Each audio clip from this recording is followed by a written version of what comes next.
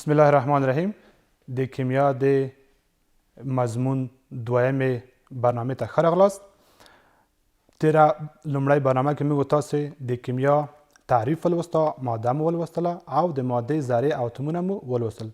تعریف مو کړل چې کیمیا هغه علم دی چې د مادې له جوړښت، مادې له جوړښت، خواصو، ترکیبونو او په ماده کې له رامنځته شوي کیفي بدلون څخه بحث کوي. او همدارنګه ماده مو تعریف کړله چې هر هغه شی چې کتله ولري او د فضا یا برخه ونیسي، هغوی ته موږ تاسو ماده وایو.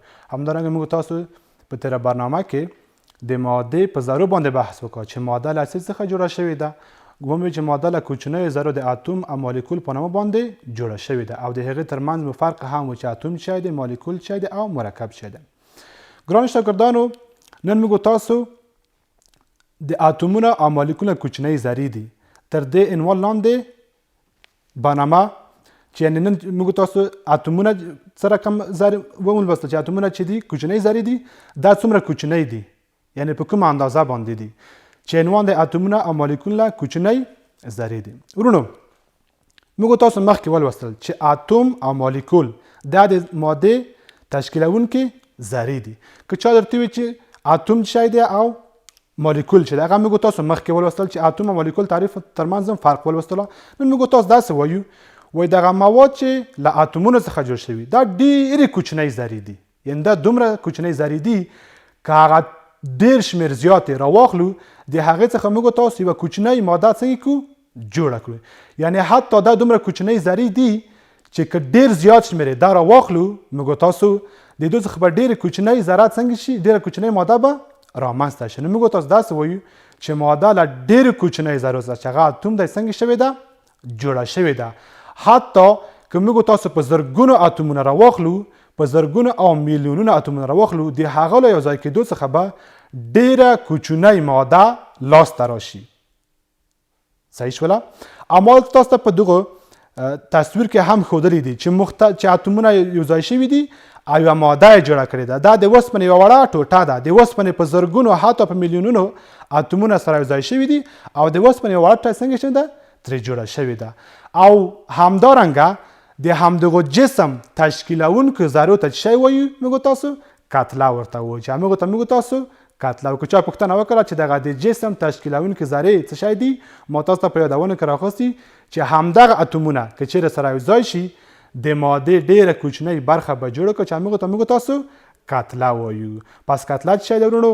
کتله وایي د یو جسم تشکیلونکو ذرو مجموعې ته څه شی وایي، کتله وایي. یعنې که ډېر کوچني اتومونه راواخلو، هغه یو ځای کړو، د هغو څخه یوه وړه ماده، یوه ټوټه لاسته راشي، هغوی ته موږ تاسو کتله وایو. بله موضوع چې ده ګرانو شاګردانو، د مادې د ذرو ترتیب او فیزیکي حالت دی چې ماده په کومو حالتونو باندې موجوده ده د فیزیک له نظره. وایي دغه مواد چې یو ځای کېږي دا د یوې خاصې قوې په واسطه، دغه ذرې چې یو ځای کېږي د یوې خاصې قوې په واسطه باندې سره یو ځای کېږي چې هغوی ته موږ تاسو داخلي جاذبې قوه ویلی شو. یعنې کله چې دغه مادې موږ تاسو مخکې ولوستل چې کله ذرې ټولېږي او د هغو څخه یوه ماده جوړېږي، نو د ترمنځ حتما یو شی شته چې دغه ذرې په خپل منځ کې سره ټینګ ساتي. هغوی ته موږ ته شی وایو د ذرات ترمنځ داخلي جاذبه وایو. د مادې حالات ورونو، د مادې فیزیکي حالات، البته کله موږ تاسو نه څوک پوښتنه وکړه چې په طبیعت کې ماده په کومو فیزیکي حالتونو موجوده ده، معمولا د موږ تاسو ځواب وي چې ماده په 3 فیزیکي حالتونو موجوده ده. ګرچې ماده په طبیعت کې 15 حالات لري چې جامد دی، مایع دی، ګاز، نیوتروني او پلازما حالات هم شته. ولې د اووم ټولګي په کیمیا کې 3 حالتونه راخیستي دي چې د فیزیک له نظره ماده په 3 حالتونو باندې سره کم کی پیدا کی. لومړی چې دی ورونو جامد حالت دی. په کیمیا کې موږ تاسو جامد حالت په اس باندې ښیو. ولې په اس باندې ښیو؟ ځکه چې په انګلیسي کې جامد ته سولید وایي. نو وروسته را دې څخه ورونو موږ تاسو په کیمیا کې اس د څه لپاره استفاده کوو؟ اس د جامد مادې د ښودلو لپاره ورڅخه ګټه اخلو. ښه، راځم د جامد موادو تعریف ته. جامد مواد څه دي؟ د تعریف څخه معلومیږي وایي جامد حالت کوم حالت ته وایي؟ په جامد حالت کې مواد داسې سره یو ځای کېږي ذرې چې د هغو ذرو ترمنځ قوه یې ډېره زیاته او فاصله یې ډېره څنګه وي؟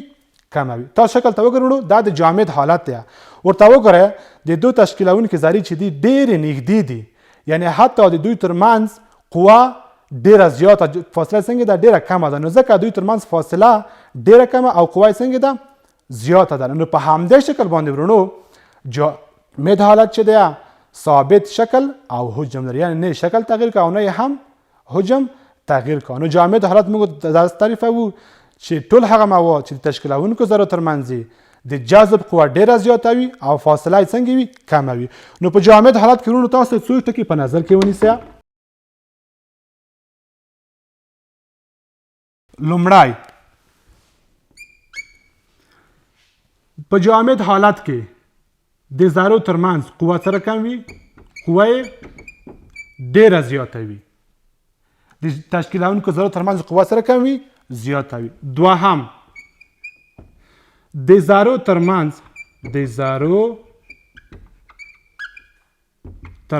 یې فاصله کمه وي. دریمه خبره سره کم په نظر کې ورته نیسو. دریمه خبره داسې چې د جامدو موادو شکل او حجم سره کم ده ټاکلی ده، یعنی تغییر نه خوري. موږ تاسو په جامد حالت کې درې خبرې په نظر کې نیسو. لومړی خبره کومه خبره ده؟ لومړی خبره دا ده چې د جامدو موادو ذرې چې دغه سره کم دي هغه ډېرې نږدې ده، قوه ترمنځ سره کم ته ډېره زیاته ده، او همدارنګه د ذرو ترمنځ فاصله څنګه ده ډیره کمه ده. او مهمه خبره چې تاسو په نظر کې نیسئ هغه څه ده؟ د جامد موادو شکل او حجم ده. که چا درته جامد هم سره کم شکل لري، شکل ټاکلی، او همدارنګه حجم هم سره کم دی ټاکلی، یعنی نه شکل تغییر که او نه هم شی تغییر که حجم تغییر که. پس په جامد موادو کې د درې خبرې مو تاسو باید دایما په نظر کې ونیسو. دویم حالت چې دی ورونو هغه مایع حالت دی. که موږ ته څوک وایي چې مایع حالت کوم حالت ته وایي، له جامد سره څه فرق لري؟ ورونو له جامد سره د مایع فرق دا دی چې په مایع کې د تشکیلونکو ذرو ترمنځ د جذب قوه نظر جامداتو ته کمه، منتها فاصله سره کمته ده زیاته ده. یعنی هغه کومې ذرې چې په جامداتو کې دي که چیرې د هغو ترمنځ لږ فاصله زیاته کړو، لاسته راغلی شکل ته به څه شی وایو؟ مایع. تاسو په شکل کې وینئ چې د جامدو موادو موږ تاسو مخکې جامد مواد تعریف کړل، ورته وګوره د هغو ذرې چې وي ډېرې نږدې وي، یعنې ترمنځ فاصله ډېره کمه وه، ولې په مایع کې سره کم دي د ذرو ترمنځ فاصله سره کم کړي لږ زیاتېږي. په څه معنا چې د جذب قوه یې کمې، قوه چې کمه شه فاصله سره کم کړي زیاتېږي. نو مایع حالت هغه حالت دی چې په هغه کې د ذرو ترمنځ د جذب قوه کمه او فاصله سره کمته وي زیاته وي. او فکر مې ورونو چې په مایع حالت کې شکل غیر ټاکلی دی، ولې حجم سره کم دی ټاکلی دی. په مایع حالت کې موږ تاسو باید ورونو څو خبرې په نظر کې ونیسو. لومړی خبره دا ده په مایع کومې خبرې په نظر کې نیسو؟ لومړی خبره کومه خبره؟ چې د مایع د ذرات ترمنځ د جذب قوه سره کم ده، د جذب قوه نظر جامداتو ته، نظر څه شته؟ نظر جامداتو ته کمه ده. نظر جامداتو سره کم ده کمه ده. دویمه خبر چی ده؟ د ذرو ترمنځ فاصله نظر څه شي ته؟ نظر جامداتو ته سره کمته ده زیاته ده. په جامداتو کې چې وي د ذرو ترمنځ فاصله ډیره کمه وه، ولې په مایعاتو کې سره کم ده نظر جامداتو فاصله زیاته ده. دریمه خبر سره کم په نظر کې نیسو. دریمه خبر داسې موږ تاسو ولوسته چې په جامد کې هم شکل ټاکلی او هم حجم ټاکلی. ولې دلته څه خبره ده؟ دلته خبره ده چې په مایع کې شکل چې دی، شکل د مایع غیر ټاکلی دی او حجم سره کم دی، حجم ټاکلی دی. نو ځکه ورونو که موږ تاسو یو مایع راواخلو په یوه لوښي کې اچوو، د هر لوښي شکل سره کم کوي ځان ته غوره کوي. ولې؟ ځکه چې شکل غیر ټاکلی، ذرې حرکت کولی شي، ولې جامد مواد ذرې حرکت نشي کولی. نو په همدې خاطر باندې د مایعاتو شکل چې دی غیر ټاکلی خو حجم ټاکلی. څه معنا شکل یې؟ یعنې که موږ تاسو مایع فرض که اوبه راواخلو په هر لوښي کې چې واچوو د همغه لوښي شکل سره کم کوي ځان ته غوره کوي. نو موږ تاسو داسې ویلی شو چې د جامد سره د مایع فرق شی ده؟ په جامداتو کې قوه ډیره زیاته وه، ولې په مایع کې کمه ده. په جامداتو کې فاصله نظر فاصله کمه ولې په مایع کې زیاته. جامدات شکل او حجم دواړه ټاکلی وو خو د مایع شکل چې دی غیر ټاکلی دی او حجم سره کم دی هغه ټاکلی دی. نو په دې اساس موږ تاسو کولی شو جامد له مایع څخه فرق وکولی شو. دریم حالت چې دی ګران شاګردان هغه د ګاز حالت دی. د ګاز حالت کوم حالت ته وایي او وروسته له دې څخه موږ تاسو په کیمیا کې ګاز حالت په جی سره ښیو، یعنی جی څه معنا ورکوي؟ د ګاز حالت معنا ورکوي. ښه راځم ګاز حالت. ګاز حالت شی دی وایي د ګازونو د ذرو ترمنځ فاصله نظر مایعاتو ته ډیره زیاته ده او د جذب قوه یې سره کم ده کمه ده. نو په همدې خاطر ګازونه چې دي په خپل سر هر خوا ته حرکت سره کم کولی شي. ولې کولی شي؟ ځکه چې د ذرو ترمنځ فاصله چې ده هغه سره کم ده ډیره زیاته ده او ذرې مستقلې دي هر خوا ته سره کم کولی شي حرکت کولی شي. نو موږ تاسو سره کم تعریفوو ګاز حالت. ګاز حالت داسې تعریفوو چې د ګازونه هغه مواد دي چې د هغو ترمنځ د ذرو ترمنځ فاصله ډیره زیاته وي او قوه سره کم وي. حتی بعضې عالمان وایي چې د ګازونو ترمنځ د جذب قوه صفر قبوله شوې ده. نو په همدې خاطر د ګازونو ذرې په هر طرف چې زړه په هماغه طرف باندې غیر منظم او چټک حرکت کولی شي. نو ګرانو شاګردانو موږ تاسو په ګاز حالت کې باید څو خبرې په نظر کې ونیسو. لومړی خبره دا ده چې د ګازونو د ذرو ترمنځ د جذب قوه نظر مایع ته څنګه ده؟ ډیره کمه ده. د ذرو ترمنځ د جذب قوه سره کمه ده.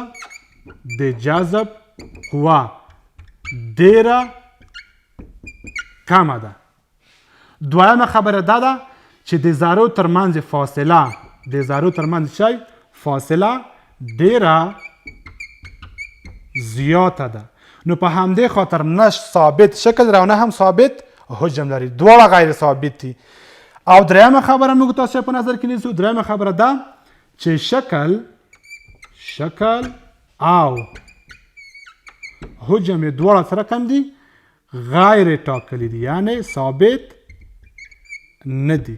یعنی په هر طرف چې ذرې غواړي حرکت کولی شي. نو په همدې خاطر یې نه شکل ثابت او نه هم حجم سره کم دی ثابت. یعنی هم څه معنا شکل که هر لوښي ته واچول د هغه لوښي شکل غوره کوي. حجم څه معنا؟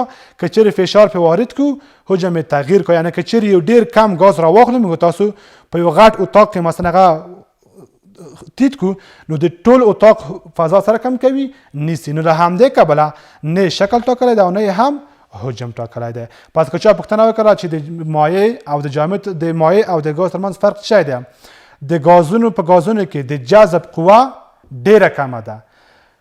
فاصله د ذرو ترمنځ سره کم ده ډیره زیاته ده. حتی بعض عالمان وایي چې په ګازونو کې د جذب قوه سره کم ده صفر قبوله، یعنی هیڅ موجوده نه ده. نو ځکه ذرې چې دي په هر طرف چې ذرې په هماغه طرف باندې حرکت کا. فرض که تاسو دا د ګازونو ذرې دي وایي د ګازونو ذرو ترمنځ د جذب قوه ډیره کمه، فاصله یې څنګه ده؟ ډیره زیاته ده. نو په همدې خاطر د ګازونو ذرې چې په هر طرف ذرې په هماغه طرف باندې حرکت کوي یعنی تقریبا مستقل دي. علما داسې وایي چې په ګازونو کې د جذب قوه نشته، یعنی سره کم ده صفر ده. نو له همدې کبله د ګازونو شکل او حجم دواړه سره کم دي ورونو، دواړه غیر ټاکلي، نه شکل ثابت او نه هم حجم ثابت. دا وه ګرانو شاګردانو زموږ تاسو دویمه برنامه. تر بلې برنامې پورې د خدای په امان ښه وخت ولرئ.